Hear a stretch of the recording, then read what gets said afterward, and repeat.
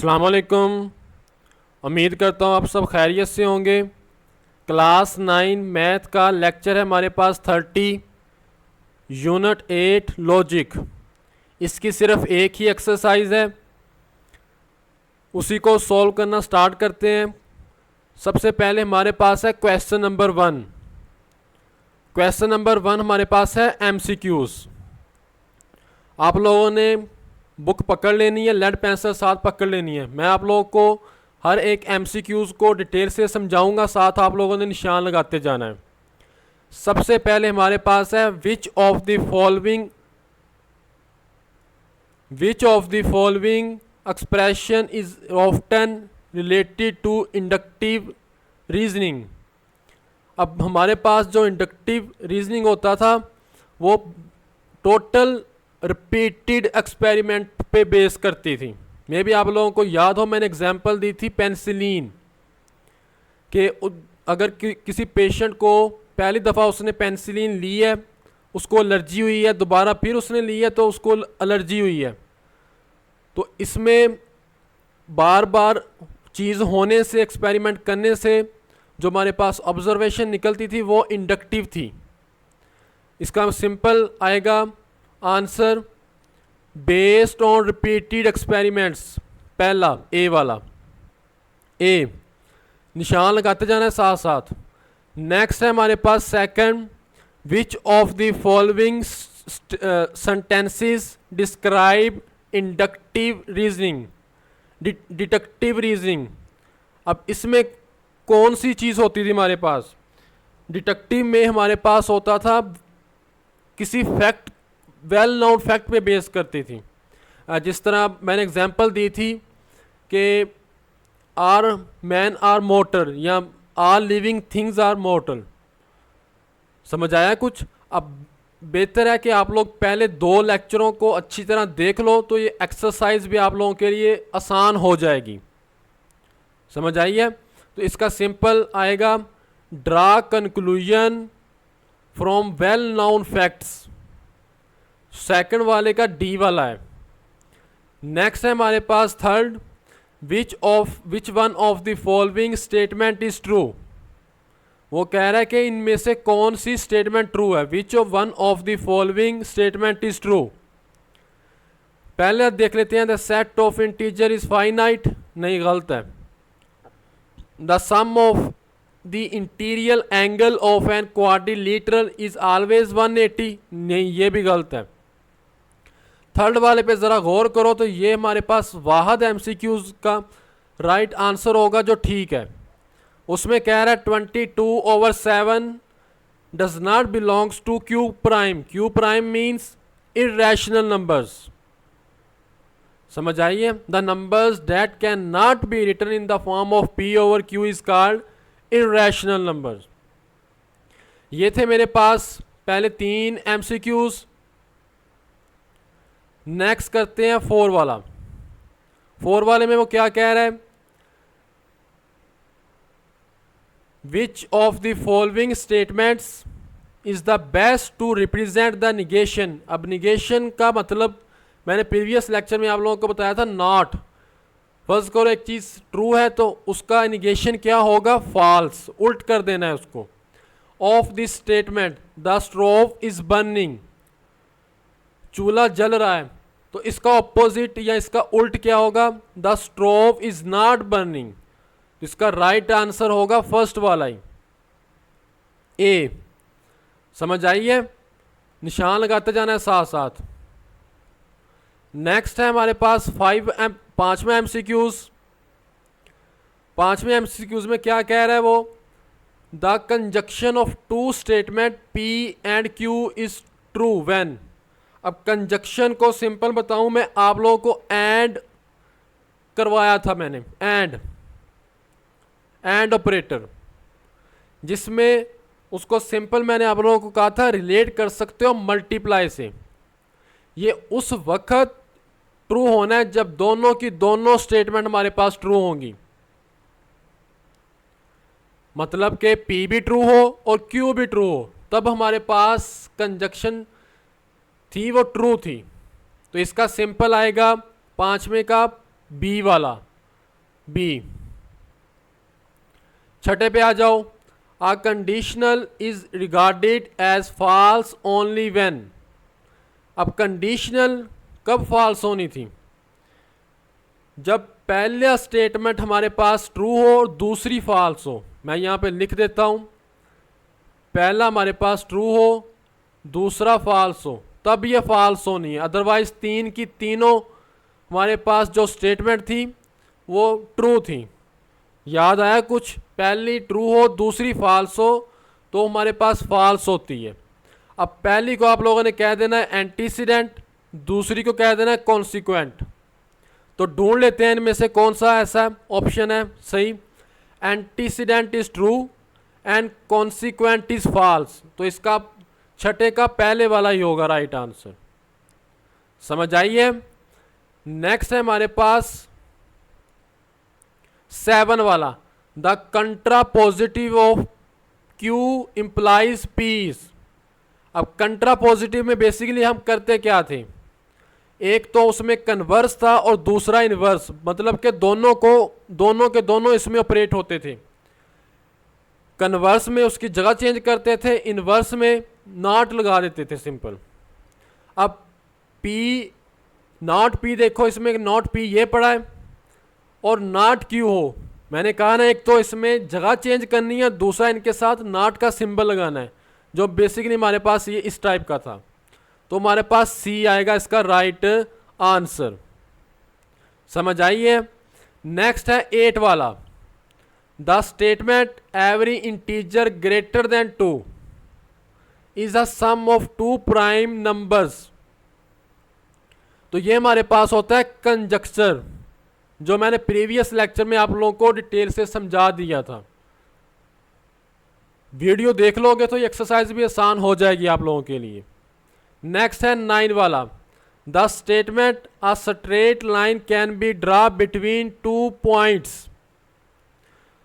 ये हमारे पास होता है एक्सियम। सही है, इसका निशान आप लोगों ने लगा लेना है एक्सियम। नेक्स्ट है हमारे पास 10 वाला, the statement the sum of interior. मैं बाकी रेज कर दूं, आप लोगों ने निशान लगा लेना साथ साथ।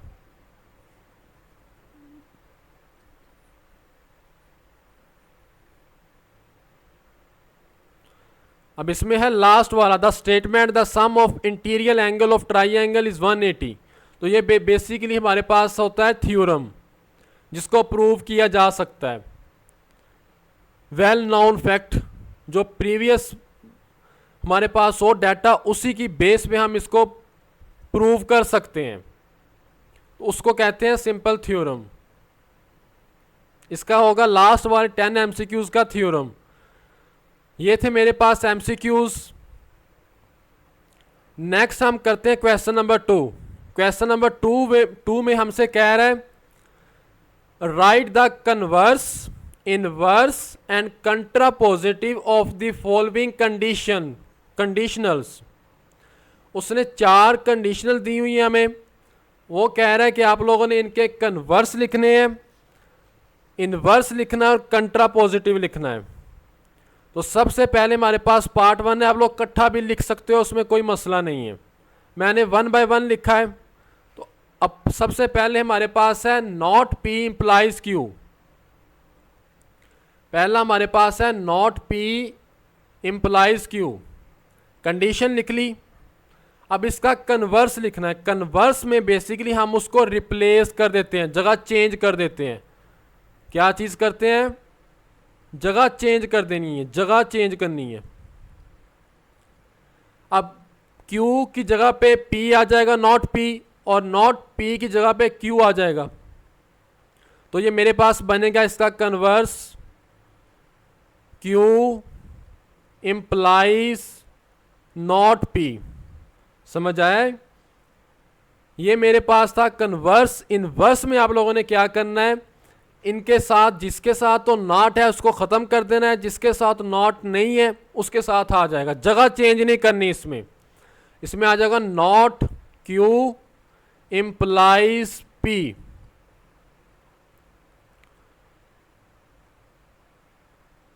समझ आई है? ये आप लोगों ने बेसिकली इसको देख के नहीं करना, इसको आप लोगों ने करना है जो उसने कंडीशन दी है उसी पे लगा के करना है। तो जो कंडीशन दी है वो उसने हमें क्या दी हुई है, अब नॉट पी, मैंने कहा कि आप लोगों ने जिसके साथ नॉट है उसके साथ ख़त्म कर देना है और जिसके साथ नहीं है उसके साथ आ जाएगा, पी इम्प्लाइज नॉट क्यू आ जाएगा। इसी तरह कंट्रा पॉजिटिव है तो कंट्रा पॉजिटिव में हम बेसिकली उस पर दोनों कंडीशन लगा देते हैं, वो कन्वर्स भी और इन्वर्स भी। अब कन्वर्स में हम उसकी जगह चेंज करते हैं, इन्वर्स में उसके साथ नॉट हो तो लगा देना है, ना हो तो लगाना है, अगर है तो उसको ख़त्म कर देते हैं। समझ आई है? तो कंडीशन हमारे पास थी नॉट पी इम्प्लाइज क्यू, एक तो इस पे कन्वर्स लगेगा, जगह चेंज होगी। दूसरा, अब P के साथ हमारे पास है नॉट तो ये ख़त्म हो जाएगा तो Q के साथ आ जाएगा, ये इस तरह। समझ आई है? ये था मेरे पास कंट्रा पॉजिटिव। इसी तरह बाकी दोनों पार्ट भी इसी, तीनों पार्ट भी इसी तरह करने हैं। कंडीशन उसने हमें दी हुई है, Q सेकंड वाला पार्ट है, Q इम्प्लाइज P, कन्वर्स में उसकी जगह चेंज करनी है आप लोगों ने, ये P चला जाएगा Q की जगह पे और Q आ जाएगा P की जगह पे, ये हो गया कन्वर्स। अब इन्वर्स में आप लोगों ने बेसिकली क्या करना था, इन्वर्स में आप लोगों ने करना था जिसके साथ दोनों के साथ नॉट नहीं है, आप लोगों ने सिंपल नॉट लगा देना है, दोनों के साथ नॉट आ जाएगा। कंट्रा पॉजिटिव में क्या करना है, एक तो इनकी जगह चेंज करनी है, दूसरा इनके साथ नॉट नहीं है उसको भी साथ लगाना है, आ जाएगा not P implies not Q। समझ आई है? ये था इसका सेकंड वाला। नेक्स्ट है थर्ड वाला। थर्ड वाले में भी ऐसे करना है, उसने हमें जो कंडीशन दी हुई है वो दी हुई है not P implies not Q। आप लोगों ने सिंपल कन्वर्स में जगह चेंज की है इनकी, और इन्वर्स में दोनों के साथ नॉट था तो दोनों के साथ नॉट को ख़त्म कर दिया है, वैसे लिख दिया इनको। कंट्रा पॉजिटिव में दोनों की जगह चेंज की है, Q चला जाएगा P की जगह पे और P आ जाएगा Q की जगह पे, साथ नॉट का था ऑपरेशन, निगेशन जिसको पढ़ते हैं, वो ख़त्म हो जाएगा। तो ये मेरे पास था इसका पार्ट 3 क्वेश्चन नंबर 2 का। नेक्स्ट है 4, इसी का पार्ट 4 और लास्ट वाला पार्ट है क्वेश्चन नंबर 1 का। कंडीशन उसने हमें दी है not Q implies not P, converse में जगह चेंज की उसकी, इन्वर्स में उसके नॉट को ख़त्म किया है और कंट्रा पॉजिटिव में दोनों काम किए, एक तो जगह चेंज की है, दूसरा नॉट के सिंबल को ख़त्म कर दिया है, निगेशन को ख़त्म कर दिया है। अगर आप लोगों को किसी क्वेश्चन की समझ नहीं आती तो बता देना, मैं उसको दोबारा आप लोगों को एक्सप्लेन कर दूंगा। उसने हमें एक्सप्रेशन दिया हुआ है, वो कह रहा है आप लोगों ने इसका ट्रुथ टेबल बनाना है। अब आप लोगों ने P और Q दो स्टेटमेंट्स ले लेनी है, लेनी किस तरह है वो देखो। पहले ट्रू ट्रू ले लेना है, बाद में फॉल्स फॉल्स। अब Q में आप लोगों ने इनकी जगह चेंज कर देनी है, ट्रू फॉल्स ट्रू फॉल्स।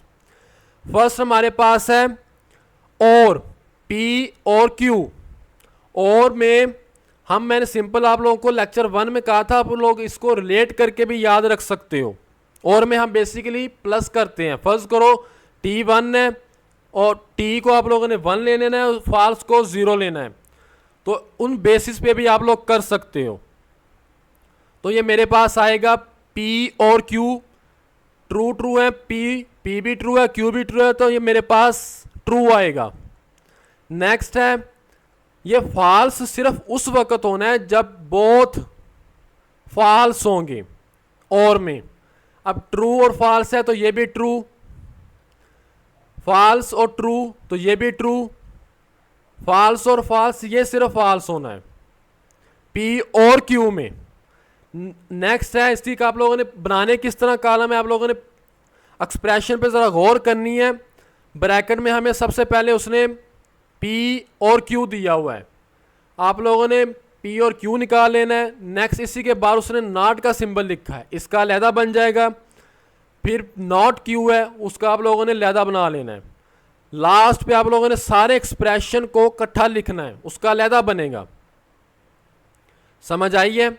अब नॉट पी और क्यू है, इसका मतलब नॉट का मतलब क्या है, उसकी सारी वैल्यूज को चेंज कर देना है। अगर ट्रू है तो वो हमारे पास फॉल्स हो जाएगी, अगर फॉल्स है तो वो ट्रू हो जाएगी। पहली तीनों ट्रू थी तो वो फॉल्स हो गई, लास्ट वाली फॉल्स है तो वो मेरे पास ट्रू हो जाएगी। नेक्स्ट है नॉट क्यू। अब आप लोगों ने नॉट क्यू को किस तरह करना है, ये क्यू पड़ा हुआ है, इसी को आप लोगों ने चेंज कर देना है। अगर ट्रू है तो वो फॉल्स हो जाएगा स्टेटमेंट, अगर वो फॉल्स है तो ट्रू, अगर ट्रू है तो वो फॉल्स, अगर फॉल्स है तो ट्रू। समझ आई है। और लास्ट पे आप लोगों ने करना क्या है, इस वाली कॉलम का और इस वाले कॉलम का आप लोगों ने और लेना है। और अब और में अगर दोनों फॉल्स हो तो फॉल्स ही होता है ना, तो आप लोगों ने सिंपल फॉल्स लिखने, दोनों स्टेटमेंट अगर फॉल्स हैं तो रिजल्ट भी फॉल्स ही आएगा। और में अब एक भी अगर ट्रू हो तो वो मेरे पास ट्रू ही होगा। अब ये भी फॉल्स हैं दोनों तो ये फॉल्स आएगा, ये दोनों ट्रू हैं तो ये ट्रू आएगा। समझ आई है। ये था मेरे पास इसका पार्ट 1। नेक्स्ट है पार्ट 2। पार्ट 2 में आप लोगों ने क्या करना है, पी और क्यू लिख लिया है, एक्सप्रेशन पे जरा गौर करो, नॉट क्यू है और नॉट पी, और इन दोनों के दरमियान में जो ऑपरेशन या इस्तेमाल हो रहा है उसको सिंपल कह दो, कंडीशन इस्तेमाल हो रही है वो और की हो रही है।